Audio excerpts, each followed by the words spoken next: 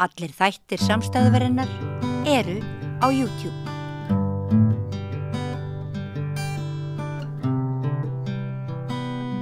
Já, komið sæl og velkomin að Rauða borðinu. Ég heiti María Lilja og hjá mér Helen María Ólafsdóttir, öryggissérfræðingur gegnum Zoom. Ertu þarna, Helen? Já, sæl og blessuð. Takk fyrir að bregðast hratt við.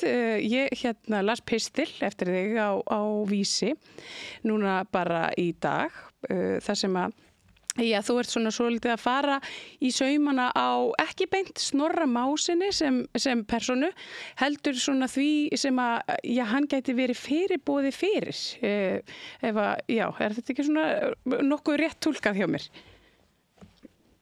Hvar á ég að byrja? Ok, sko, ég ætla að reyna að setja þetta í samhengi. Það sem ég skrifaði á Vísi var vissulega einmitt þetta að það svona boðberi eða hans orðræða að fá rosalega mikið súrefni. Og þetta minnti mig svo rosalega á að ég bjó í Bandaríkjunum mjög lengi og var þarna þegar Trump var kosinn.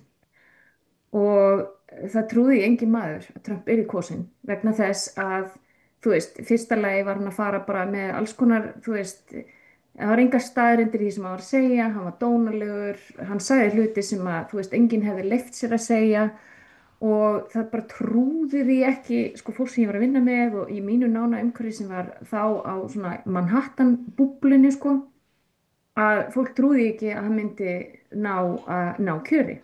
Svo gerist það að hann nær kjöri og ástæðan fyrir því var dálítið mikið af því hann fékk einmitt svo rosalega mikið súrefni og hann var og blaðamenn eða sem sagt, fjölmiðlafólk dró hann aldrei til ábyrgðar. Hann fékk alltaf að vaða uppi með alls konar skoðanir sem stóðust enga skoðun, skilurðu, og ég svo hrædd og ég að upplifa nákvæmlega sama hluti núna í Bretlandi með Nigel Farage og Reform Party. Það sem að, hann bara búinn að stela umræðinni hérna í síðustu 3-4 vikur, það sem að allt snýst bara eins og bara Bretland sé hreinlega að hrynja út af innflytjendamálum. En ef þú skoðar, áhrif innflytjenda á hagkerfið og svoleiðis, þá stendur ekki steinn yfir steini yfir þessum yfirlýsingum, en þetta að fá allt súrefnið og ef það yrði kosið hérna í Bretlandi í dag, þá mjög líklegt að Nigel Farage yrði stærsti flokkurinn jafnvel á landsvísu. Og þó hann myndi kannski ekki ná meiri hluta á þingi, það yrði sennilega einhver samstöðustjórn, en sem sagt þess vegna finnst mér, ég meira svona reyna að vara við því að í staðinn fyrir að fara að hjóla í hann ömurlegur og ég trúi ekki hans að segja þetta og allt þetta.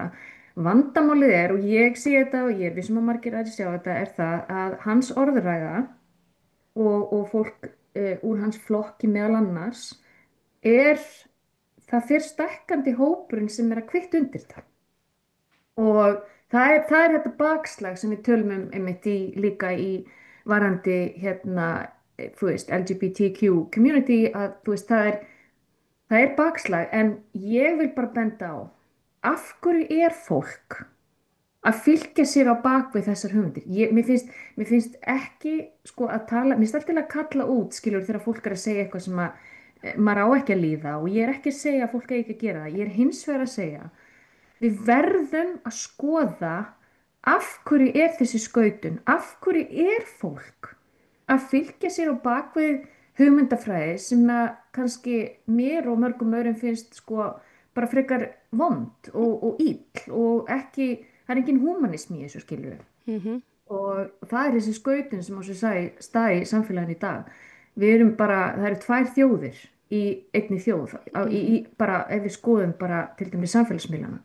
Já, þetta áhugavert en það líka, það sem að mér finnst svolítið merkilegt einmitt þetta að það alltaf verið að tala þetta málfrelsi og skoðanafrelsi og en að við séum allt í einu farin að gúttera eitthvað svona, ég ætla bara að segja það, bull sem skoðun á primetime í Kastljósi þú veist, þetta bara einhver maður sem hefur ekkert, hann hefur enga reynslu af því sem hann að segja, hann hefur ekki pröfað neitt af þessu sínu eigin skinni en hann einhvern veginn fær að vaða áfram með skoðun á eitthvað sem hann hefur ekki hundsið á. Það var svona eins og ég væri tekin hérna í viðtalum bara virkjanamál eða hvað, þú veist, eitthvað sem ég veit ekkert sem sérfræðingur. Og mér finnst þetta svo varhugavert og ég velti svo fyrir mér oft hvers vegna í ósköpunum að því að fjölmiðlar spila hérna mjög stórt hlutverk. Þetta nákvæmlega, þarna RÚV að bregðast okkur vegna þess að þetta á að vera upplýsandi en þú veist, þarna frétta eða sem sagt, sá sem að stýrir þættinum, hann bregst og líka bara eins og þú segir að velja þennan topikalmann, þarna ert í rauninni sko að stilla sig upp sem einhverju debati frekar en einmitt þannig að og svo eitt sem að vera líka átt okkur á, ég nefndi þetta náttúrulega í greininni það að ég veit svo sem ekki hverju Snorri Másson trúir sjálfur hérna inni sko en ég veit líka bara að populista pólitíkusar, þeir nýta sér þetta og hann vissi alveg hvað hann var að gera hann vissi alveg og þetta bara tekið úr handbókinni, þú veist, sem að, hvort sem það Nigel Farage eða Trump, skilurðu. Þannig að ég líti á þetta sem tækifæri sinna, ég veit ekki hvort hann að tala gegn betri trú eða hvort hann virkilega trúir þessu. En ég alveg sammála, það gjörsamlega fáralt að stilla honum upp þarna sem einhverjum, þú veist, náttúrulega ekki sérfræðingi, hann það náttúrulega ekki, þannig að hvað var hann að gera þarna? Hitt annað, þetta með málfrelsið. Það svolítið athyglisvert vegna þess að málfrelsi þannig að þú átt alveg að geta að tala frjálst hlutina þangað til að það kannski getur ýtt undir hatursorðræðu. Hatursorðræða er allt annað mál. Hann náttúrulega nú sniður til þess að hann sjálfur ekki með hatursorðræðu en það sem að gerist óneitanlega að hann ýtir undir hatursorðræðu því það fólk fer að finnast það allt í lagi að tala niður til transfólks til dæmis eins og það eigi engan tilverurétt og þannig að sko það bara ekki þannig að við getum bara talað og hérna kemur ábyrgð fjölmiðlana til að miklu leyti.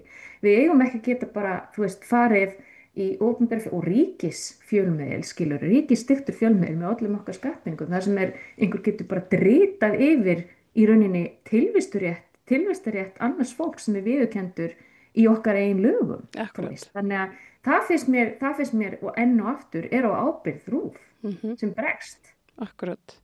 En þú talar það einmitt í greininni, þetta með populisman, það ekki orðin þeirra og eins og þú varst að segja með Snorra, það ekki orðin beint. Það sem hann segir, heldur, þetta svona, þetta bara einkenni af einhverju miklu stærra. Getur útskýrt aðeins fyrir okkur hvað átt við með því? Já, þetta það sama og náttúrulega í Bandaríkjunum. Það var ekki þannig að fólk væri svo yfir sig hrifið af Trump að það kaus hann upp til hópa því að þeim fannst hann svo frábær og æðislegur og réttsýnn og allt það. Það ákveðin desperation í samfélagunum okkar í dag út af nýfrjálshyggjunni og neoliberalisma. Það það sem ég kem inn á. Þegar að bilið milli ríkra og fátækra sífellt að stækka og til dæmis bara laun hafa ekki haldið í við til dæmis kostnaðarliðin okkar. Þegar við sjáum fram á það að láglaunafólk næri ekki endum saman í auknum mæli, þá rosalega auðvelt fyrir pólitíkus og náttúrulega að finna einhvern flöt og finna hennan blóraböggul sem þá annarkvort flóttamaðurinn eða transkonan eða þannig að reiðin sem þarna hjá fólki sem yfirleitt tengd einhverju, sko, þetta varðandi, fólk líður að það sé eitthvað óréttlæti. Og það í þessu tilfelli að mestu leyti náttúrulega efnahagsóréttlæti. Svo eru líka bara mjög hraðar breytingar í heiminum út af samfélagsmiðlum og annað sem að kannski, þú veist, hvítir miðaldra karlmenni og svolítið erfitt með að díla við út af fragílu egói. En ég vil helst meina að þetta sé yfirleitt tengt efnahagslegum þáttum að mestu leyti það sem þetta undir, að ég hef séð fólk vera á einmitt online að tala það að allt þetta flóttafólk sem að taka svo mikið frá þeim og þetta svo auðvelt að nýta sér og þetta sé ég í Breitlandi með Nigel Farage, hann að eyða hann að kenna öllum sem flóttamönnum það hvernig miður hefur farið í Breitlandi en auðvitað er það þannig að það eru ríkisstjórnarnir okkar sem eru, veist, það er bara staðrind að ríkir borga ekki jafn mikið í skatt og þegar að 1950 og upp á 1950 þegar millistéttin óx og fólk hafði miklu meira á milli handana og við vorum að byggja upp þessa grunninnviði og velferðarsamfélagi, hvort sem það var hér eða í Breitlandi eða bara í Bandaríkjunum. Þannig að þó að það hafi nú aldrei verið eitthvað skandinavskt módel en þá var óx millistéttin í Bandaríkjunum náttúrulega upp á 1950 og það var vegna þess að almennum gæðum var útdeilt og ríkir voru að borga miklu hærri skatta. Nú er ekkert nema skatta undan ég meina það er ekkert nema einhver alhansfélög, það er svo margar bókhaldsbrellur fyrir utan það fjármagnstekjuskattur er 22%, af hverju er ekki bara fólk að borga eins og þetta séu venjulega tekjur, ég meina það er alls konar svona sem að vegna þess að í rauninni þó að við höfum fengið einhver kannski 20.000 fólks til Íslands síðustu árin til þess að vinna sem er by the way fyrirhyggjuleysi stjórnvalda hafi nú ekki séð það fyrir. Við erum með stóran ferðamála iðna sem að þarf vinnuafl, þannig að það var alveg fyrir sig að það myndi flytjast inn fullt af fólki til þess að vinna. Og þá, af hverju er það þannig að fólkið kemur og er að borga skatta? Allt þetta fólk sem er að vinna á Íslandi er að borga skatta á Íslandi. Kakan ætti samkvæmt því að vaksa og fjárfestingar í innviðunum okkar ættu að fara þar inn. En að einhverjum hluta vegna þá eru allir okkar innviðir í mólum og það er fyrirhyggjuleysi stjórnvalda sem hefur bara basically leitt til þess að við erum með húsnæðisskort, við erum með fólk ég meina X-kynslóðin er svo síðasta kynslóð sem hefur það svona gott, kynslóðin þar og eftir eiga bara ekki séns, það komast ekki á húsnæðismarkaðinn, þannig að það er bullandi reiði í samfélaginu meðal ýmissa hópa sem finna sér bara allt í einu vera einhvern veginn jaðarsetta út af því að efnahagslega hafa þeir ekki jafn vel og fólki á undan þeim. Þannig að ég horfi bara á það, hvernig ætlum við, af því þetta er vandamál og þetta er ekki að fara í burtu. Við getum alveg gert ráð fyrir því í næstu kosningum að þá munum Miðflokkurinn, sjálfarnir og kannski, þjóðernisflokkurinn munum bara fá frekar stóra kosningu. Og það er spurningin þá, eins og til dæmis inn í Breitlandi, er RÚV að fara að gefa til dæmis Snorra Másinni meira svigrúm og meiri athygli heldur en til dæmis fólki á miði eða vinstri kanti. Hérna í Breitlandi, bara sem dæmi, Nigel Farage hefur komið, ég held 35 sinnum fyrir í það sem heitir BBC Question Time, þetta er svona, stórt sjó þar sem við fá fólk inn og þetta er svona Silfur Egils eða Kastljós útgáfa einhver. 35 sinnum hefur Nigel Farage mætt í stúdíóið og fengið að viðra sínar frekar andlýðræðislegu hugmyndir, fasísku hugmyndir og andúga hvort flóttafólki á meðan að Corbyn á vinstri kantinum hefur komið einu sinni í þáttinn. Og þetta minnir mig einmitt á Bandaríkin. Það var bara ekkert nema Trump. Fólk var að eyða öllu púðri í það að CNN, MSNBC sem er svona demokratasjónvarp, þeir eyddu öllu púðrinni að gagnrýna hann og hneykslast á honum. Hillary Clinton kallaði fylgjendur hans deplorables. En það er ekki að fara að fólk verður bara, það verður bara ennþá meira offors í orðræðinni þegar við erum ekki að fara að ná þeim yfir með því að gagnrýna fólk og fordæma. Við verðum að horfa á orsökina fyrir því af hverju er fólk? Af hverju er það að fara inn í þessa hugmyndafræði? Hvað er það sem við getum gert til þess að stía, að hindra það að þessi hópur stækki og við horfum einfallega fram á næstu kosningar verði bara stór sigur Miðflokksins. En hvernig finnst þér þá í þessu ljósi, eins og segir að það gagnast ekki að fordæma hvorki Snorra né Trump eða fólki sem að einhvern veginn fylgir liði á baki þeirra. Hvernig finnst þér fjölmiðlum hafa tekist til með þetta í dag? Já, ég meina þarna, eins og ég segi, það er munur á því að bara call them out, að það er þá að þeir bara verða að svara fyrir sig með einhverju staðreyndu. Að það sé ekki leyft eins og bara í Bandaríkjunum og reyndar í Brexit það eru bara heilu, pólitíkus að gengust bara upp með það að geta bara logið hreinlega af fólki. Og þannig að okkar fjölmiðlar hljóta að þurfa að draga fólk til ábyrgðar þegar það fer ekki rétt með staðreyndir. Þannig að það er eitt. Númer 2 er náttúrulega bara það þarf líka að auka ábyrgð á samfélagsmiðlum, að fólk geti, og ég er ekki að tala hér talfrelsis, af því þetta er búið að vera líka einmitt í Bretlandi, þar sem að kona var sett í fangilsi fyrir það, hún var að agitera fyrir því að brenna fólk lifandi inn á okkur hóteli, flóttamenn, og hún var að agitera fyrir þessu online og hún fór hérna í 2 ára fangilsi, mjög athyglisvert, og ég heldur að sá dómur hafi verið allt og þungur vegna þess að þetta, en það er, mér finnst samt sem áður, við verðum að fara að skoða orðræðina á netinu. Við verðum að fara að draga líka fólk til ábyrgðar á netinu. Að þú getur ekki komið og verið bara með, þú veist, pjúra rasisma án þess að þú sér dregin einhvern veginn til ábyrgðar. Því að maður er að taka eftir þessu meir og meira að fólk er algjörlega unhinged á sumum að þessum vefsíðum hérna inn á Facebook, það sem eru Íslendingar og þetta er mjög skeri að lesa þetta, vegna þess að það mun alltaf, ég hef alltaf sagt svona, þú veist, út frá öryggis sjónarhorni að þegar þú býr til þetta plattform og þú ýtir undir þetta hatur að þá er mjög, sko, það er ekkert, Guð forði okkur frá því að við fáum upp eitthvað svona Breivik atvik hérna eins og í Noregi.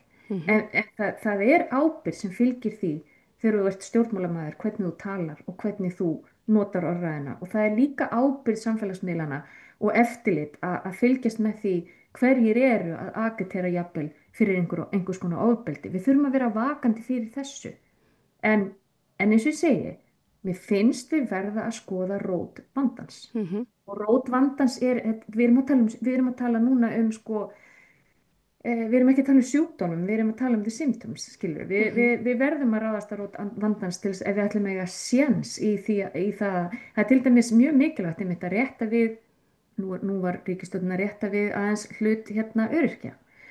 Það þarf að skoða þá sem eru verst settir í okkar samfélagi og það þarf að hlúa betur að þeim og það þarf að hlúa betur að börnum. Það þarf að setja upp prógram þar sem að við sko bara ítum undir þessa, og þetta er alveg svo sem að gerast, en við þurfum að setja meiri pening í þetta, við þurfum að setja miklu meiri bara í forvarna starfsemi, þar sem að lögreglan vinnur einmitt inn í samfélagunum, þar sem við sjáum hlutina áður en þeir verða af einhverju, þú veist, meiri háttar atriði, því það er svo auðvelt að líka að fá ungu kynslóðina inn á ranga braut, og svona ungur maður eins og Snorri Már, hann getur haft gríðarlega áhrif á unga drengja á Íslandi og hefur það nú þegar. Hann hefur það nefnilega nú þegar. Þetta er baráttan, sko. Já, það er margt í þessu, Helen. Ég þarf að fá að setja punkt hér. Það er næstu gestir komnir í hljóðver, en það er alltaf gaman að heyra í þér og þakka þér kærlega fyrir að svona, kötta krappið svolítið í umræðin í dag. Takk kærlega fyrir. Takk fyrir. Og ég tóki við, það er meira hér handan við auglýsingar. Frjáls fjölmiðlun á í vök að verjast allstaðar, ekki bara á Íslandi. Peningavaldið og sterku hagsmunaöflin eiga greiðan aðgang að stjórnvaldi og fjölmiðlum og eiga jafnvel sína eigin fjölmiðla. Þess vegna er samstöðin svo mikilvæg. Hér er pláss fyrir allar raddir, málin eru krufin til mergjar og samtölin eru stór og innihaldsrík. Samstöðin er mikilvægt lýðræðistæki. Ég heiti Kristín Helga Gunnarsdóttir og ég styð samstöðina. Hvar skrái ég mig í áskrift? Samstöðin.is